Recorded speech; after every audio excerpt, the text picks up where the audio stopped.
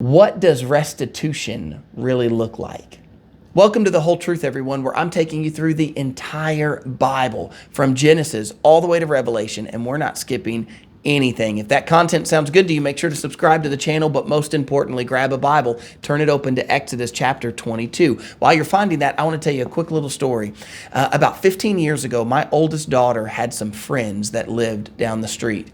Maybe acquaintances would be a better word. They weren't really friends, but nevertheless, these girls were allowed out of their house, no curfew, and they had just about no rules. At least from my appearance, it seemed like these girls had no rules in their house.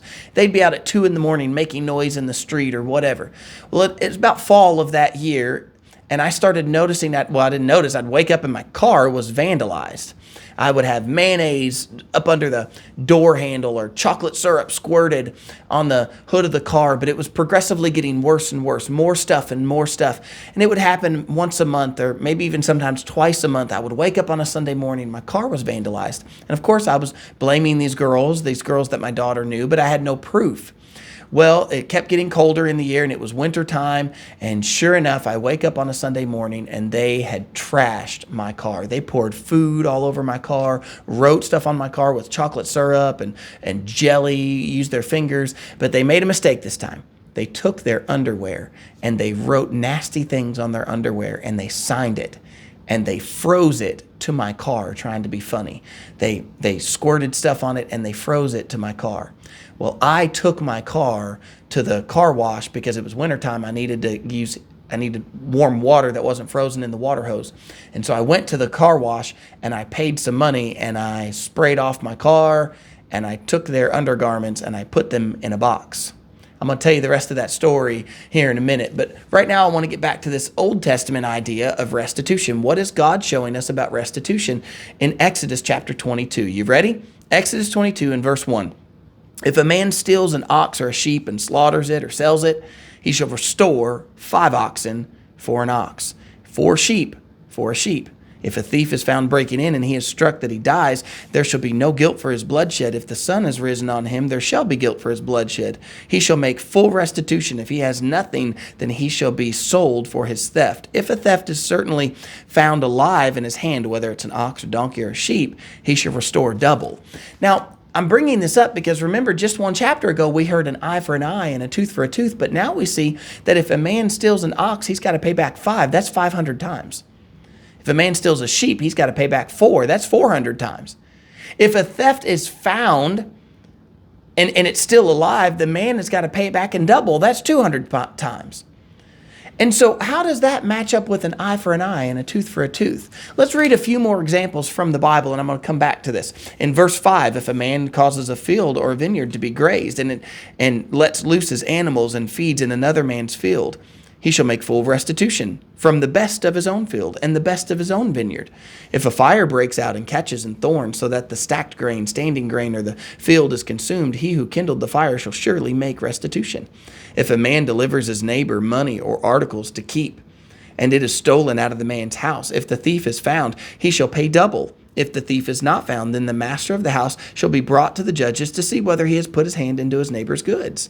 For any kind of trespass, whether it concerns an ox, a donkey, a sheep, clothing, or any kind of lost thing, which another claims to be his, the cause of both parties shall come before the judges, and whomever the judge condemns shall pay double to his neighbor. There's 2 times again, double, 200 times. In verse 10, if a man delivers to his neighbor a donkey, an ox, a sheep, or any kind of animal to keep, and it dies, or is hurt, or drives away, and no one sees it, then an oath of the Lord shall be between them both, that he has not put his hand into his neighbor's goods, and the owner of it shall accept that, and he shall not make it good. But if in fact it is stolen from him, he shall make restitution to the owner of it. If it is torn to pieces by a beast, then he shall bring it as evidence and shall not make good what was torn. And if a man borrows anything from his neighbor and it becomes injured or dies, the owner of it not being with it, he shall surely make it good. If its owner was with it, then he shall not make it good. If it was hired, it came for its hire. So there's all these rules. I mean, even down to borrowing something from a friend, and if it dies, you need to pay that back, but you only have to pay that back with 1. Yet if a man steals it, then he's got to pay it back with 5. Let me go back to my example of being vandalized. Let me tell you this true story. I took this box of these girls' underwear. I think it was theirs. It was at least girls' underwear that they had wrote things on and signed. And I stood in their house with this box of their underwear in my hand. And I knocked on their door, and their parents opened the door, and they allowed me to come in the foyer. And when I told them what had happened, they almost began to snicker. Like they thought it was funny what their daughters had been doing. And they said, I mean, come on, it really is harmless. It's just food. And I said, well, harmless for you, but I'm the youth minister at church, and I'm waking up on a Sunday morning and my car is vandalized, and I'm having to go wash my car off before I can leave for church. I'm having to wash my car because at some points they were writing cuss words on my car. And I said, I'm having to wash my car off. And you could see they're kind of like shrugging their shoulders. I said, and then today I had to go to the car wash and pay. I had to pay twice to get enough hot water to spray my car off and get all this stuff off my car. It cost me $25 to spray my car off to get everything off of there. Well, at this point, the parents called the daughters down and told them to apologize to me.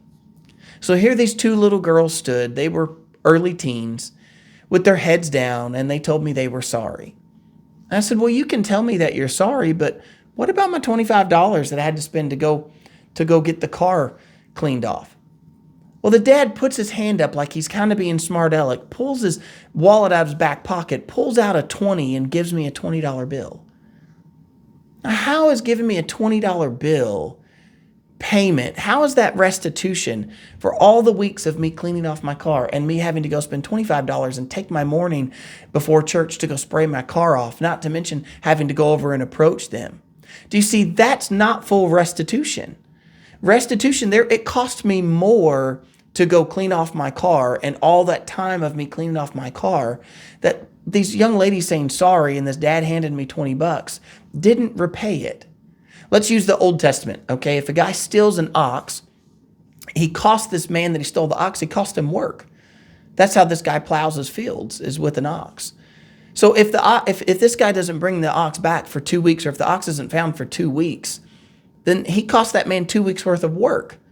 So that's why the punishment fits the crime when God looks at him and says, you got to pay back 5. Now let me give you the ultimate example of restitution, is in the person of Jesus Christ. You see, you and I, we might want to look at it and go, I mean, are we really saying that sin is worth someone's life? But the Bible has declared that the wages of sin is death. But here's the glorious news. Jesus paid the full restitution for you and I. What our sin cost, Jesus paid it all. He paid all of it for us so that we could be free in him. He has paid the restitution price, and it is more than enough. He is more than enough. And that is why we can put our faith in him, because he paid what we should have paid by dying on the cross for us. And he's offered us new life when he rose from the grave. I hope that you all enjoyed today's video, and I'll see you tomorrow with more of Exodus chapter 22. See you then.